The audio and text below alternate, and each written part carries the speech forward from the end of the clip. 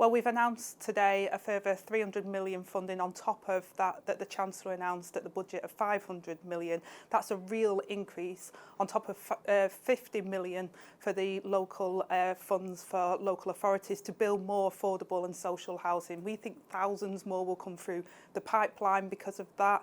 We've put some reforms to right to buy so they can keep receipts to get more council housing that we so desperately need in this country. So thousands more homes, but only 250 of them will be council homes, won't they? It's not a big increase given how many families are in temporary accommodation.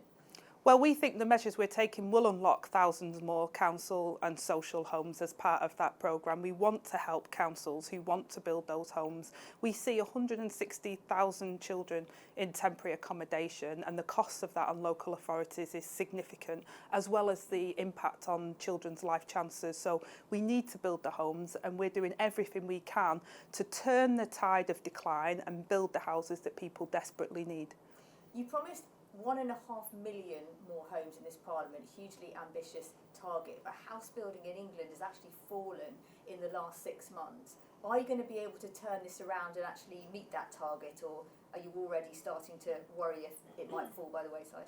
We will meet that target because we can't afford not to. We have 1.3 million people waiting on housing waiting lists. There isn't a person listening to this show that will not know somebody who is desperate to get on the housing ladder. So therefore we're determined to turn that tide, whether it's the money we're putting into the Affordable Homes programme that we've announced, whether it's the changes to national planning policy, which mandatory house targets are now there for local authorities, or the upcoming bill that we're proposing on planning and infrastructure, which will really get building underway.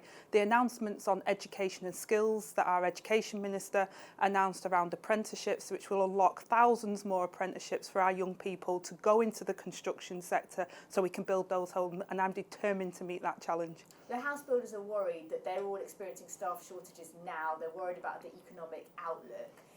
Could it take a couple of years to turn these things around? Well, we knew that it wasn't going to happen overnight, but take, for example, this week, the Education Secretary announced that we're making changes to the apprenticeships. We've put £140 million directly into thousands of more apprenticeships in construction. So therefore, we can get the skills and the workforce for the future so that we can really start to ramp up house building in the country.